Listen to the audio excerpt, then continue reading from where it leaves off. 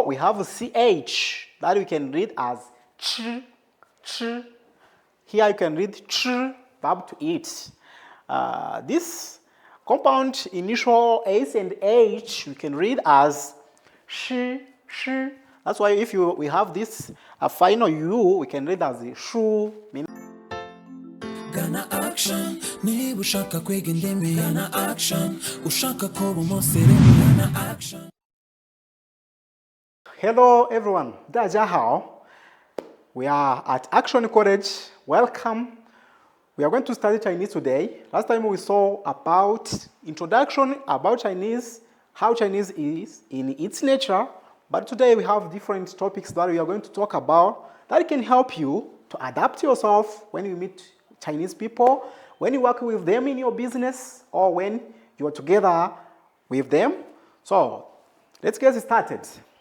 We'll talk about different topics. First of all, I will show you how you can read what we call Chinese pinyin. Chinese pinyin is the way of adaptation, how we try to write Chinese by English letters. But there are some different letters which are somehow difficult, which are not the same as English.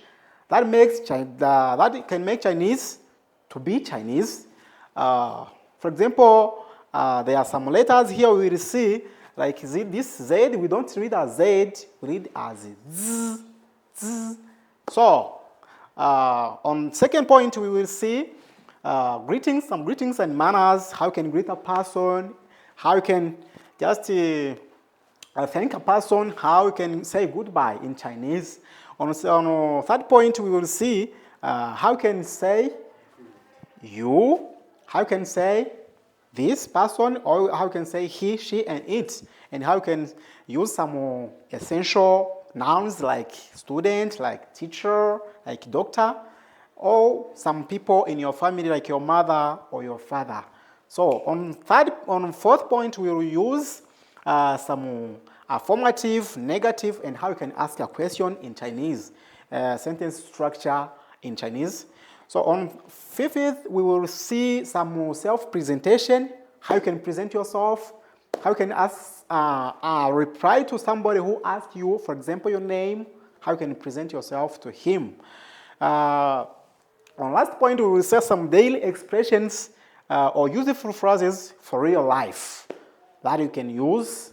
Those are the topics that we talk about today. So let's begin. We will start by pinyin, some pinyin which are somehow difficult. Those are difficult initials that you can use when you are going to read Chinese. Initials are called 声母 in Chinese. So this Z, if you see it somewhere, for example, this word, you read it as zao, zao. This Z we read as z, z. You see, it is not in English. This sound is not in English. The second one is, this is letter C. We read as z, z, z. That's why here you can read zai, zai. This compound initial of Z and H, we read it as j, j. That's why here you can read zhong, zhong, means middle. On third point, here on this compound initial, we have CH that we can read as ch, ch. Here you can read ch, verb to eat. This compound initial S and H we can read as sh, sh. That's why if we have this final U, we can read as shu, means book. So here down there we have J. We have the letter J that we read as G, G, G. That's why here we can read as G, means chicken. G. Here we have Q, where we can read as Chi, Chi. That's why here we can read Chi as number 7. Letter X, also it is not in English. That's why it is special how you can read it. We read as Xi, Xi. That's why here you can read xue, xue, verb to study. This R is somehow difficult to pronounce because some people, it challenges them somehow read as r, r. That's why here we can read ren, ren, means a person. This ace just somehow is normal. That's why here you can read as son, number 3. This was some difficult pinyin.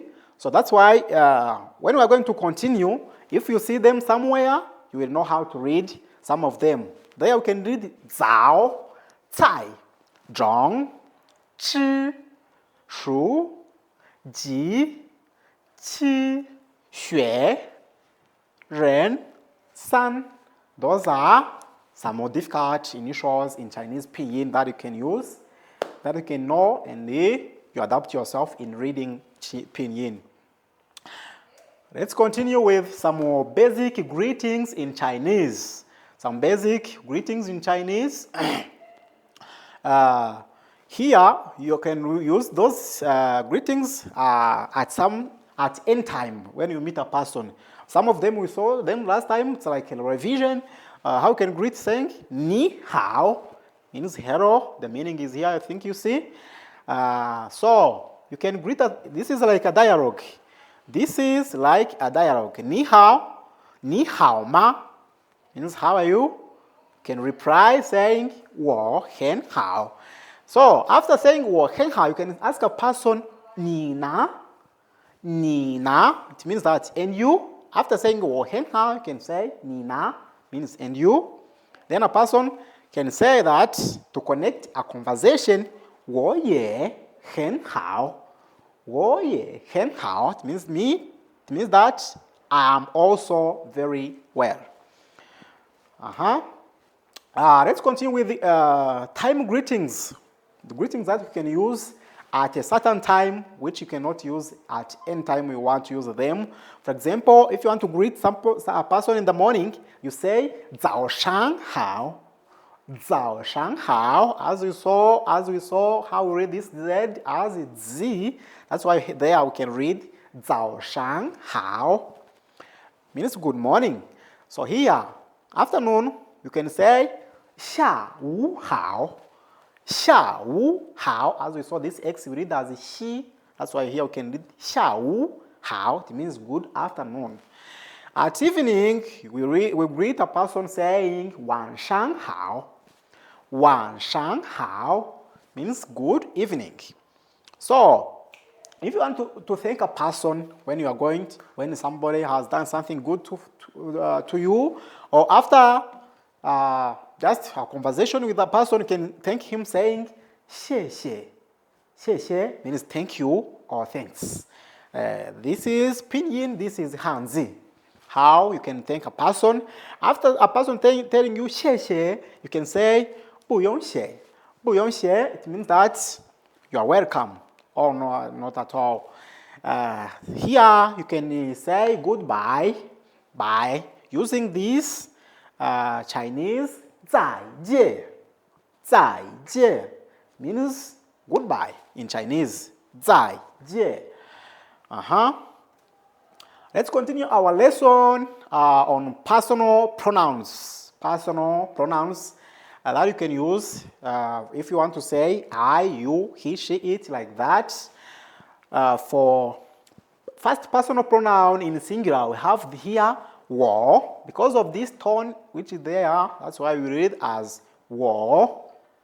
我. Second personal pronoun plural, you, is 你. 你. Third one, for he, she, and it is the same. Even the tones are the same. We read as ta, ta. For he, she, and it is the same. So, first personal pronoun in plural, we have we or us. We take this 我, then we add this men, then it becomes we. 我们, 我们 means we. Here we have even this one, 你, we can take it and add this men. Then we read 你们, it means you in plural. Then here we have 他们, tamen, it means they or them. We take this ta and then we add this men, then it becomes many people. That's why you can read tamen, means they. I think you have catch something about personal pronouns so that you can know if a person asks you a question by using ni, how you can reply by using wo. Or if I ask you by using ta, you can know that I'm asking to a person, to another person, he, him, or she, or her. This is the end of our lesson today. Thank you so much for joining us and following us at Action College.